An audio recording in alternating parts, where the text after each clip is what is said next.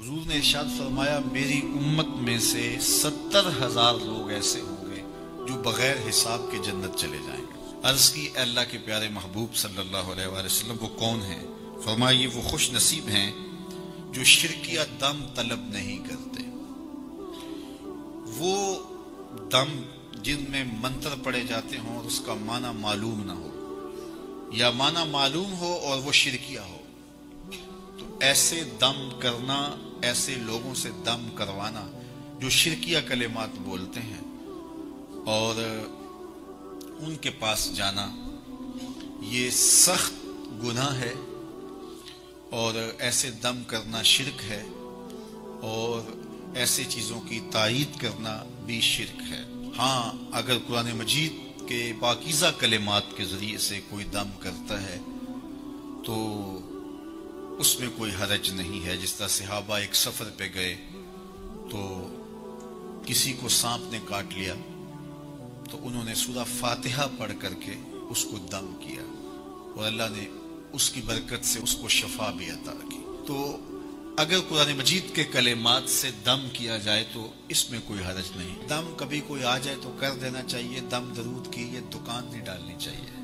آج کل یہ جو دکانداریاں بن گئی ہوئی ہیں، اور اگر صحیح بھی کوئی کرنے والا ہو تو اس کو بھی دکانداری نہیں کرنی چاہیے، بلکہ اس کو بھی یہ ہے کہ بس ٹھیک ہے، کبھی کوئی ایسا آپ جن لوگوں میں رہ رہے ہیں کہ اس کو واقعہ پیش آ جاتا ہے تو آپ کو جو ہے تو وہ پڑھ کر کے پھونک مار دیں تو کوئی اس میں حرج نہیں ہے۔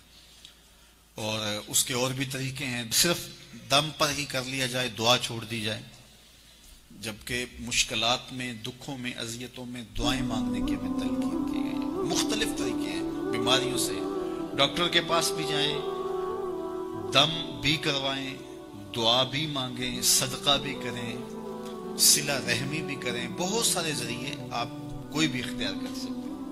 تو یہ ہے کہ ہر مرض کا علاج آپ جو ہے وہ دم ہی کروائیں گے، اور پھر دکانداریاں بنتی ہیں، پھر وہ دکانداریوں سے مارکیٹیں بن جاتی ہیں، اور پھر وہ ٹوکن بکتے ہیں، پھر کیا کچھ ہوتا ہے۔ تو یہ کوئی مناسب کام نہیں ہے۔ تو یہ کام تو بڑا ہے، اس وقت اس پہ ٹیکس بھی کوئی نہیں ہے اور اس پر کوئی انویسٹمنٹ بھی نہیں کرنی پڑتی، اور لاکھوں کروڑوں روپے اس پر کمائے جا سکتے ہیں، اور یہ کاروبار چلتا بھی بڑا ہے۔ وہ چونکہ یہ پھر ہر پیر کو، ہر جو ہے وہ بدھ کو، ہر منگل کو، ہر اتوار کو کوئی دن رکھ لیا جائے تو بس پھر لوگوں کے تانتے بن جاتے ہیں۔ یہ قوم ضعف الاعتقادی کی مرض میں مبتلا ہے، اس لیے کوئی بھی کہیں بھی بیٹھ جائے، ایسے لوگ جنہیں استنجا بھی کرنے نہیں آتا، جنہوں نے 6 ماہ سے غسل بھی نہیں کیا ہوتا، وہ بھی بیٹھے ہوتے ہیں تو وہاں بھی ہجوم ہوتا ہے۔ میرے پاس ایک پڑھا لکھا شخص آیا اور ایسے شخص کے بارے میں سرکار جی کہہ رہا تھا جس کو کلمہ بھی یاد نہیں ہے۔ تو جہالت یہ نہیں ہے کہ اگر کوئی اسکول، کالج یا مدرسے کا نہ پڑھا ہوا ہو تو وہ جاہل ہوتا ہے۔ بعض لوگ ڈگریوں کے باوجود بھی جاہل ہوتے ہیں۔ شعور کی دولت یہ اللہ کی عطا ہے، جس کو چاہے عطا کرتا ہے۔ میں نے دیکھا بڑے بڑے پڑھے لکھے، سمجھدار، سنجیدہ متین، بعض اہم عہدوں پہ فائز المرام لوگ، لیکن وہ ایسے لوگوں کے پاؤں میں بیٹھے ہوئے ہوتے ہیں جو جاہل، اجڑ اور گنوار قسم کے ہوتے ہیں، جنہیں بات کرنے کا سلیقہ اور تہذیب بھی نہیں ہوتی، جن کے بدن سے تعفن اور بدبو اٹھ رہی ہوتی ہے، 6 ماہ، سال نہائے نہیں ہوتے، تو وہاں جا کے بیٹھے ہوتے ہیں اور آسمان کے سمجھتے ہیں یہاں سے فیض ملا، یہاں سے گندگی اور غلاظت مل سکتی ہے، فیض نہیں مل سکتا۔ تو یہ جہالت ہے ہمارے معاشرے کے اندر، اور کچھ لوگ ڈرتے بولتے بھی نہیں پتہ نہیں کیا ہو جائے گا۔ جو اللہ کے رسول نے فرما دیا اس کے مقابلے میں کوئی بابا نہیں ہے، کوئی ملنگ نہیں ہے، اور کبھی ہمیں آج تک ہوا ہی کچھ نہیں ہے۔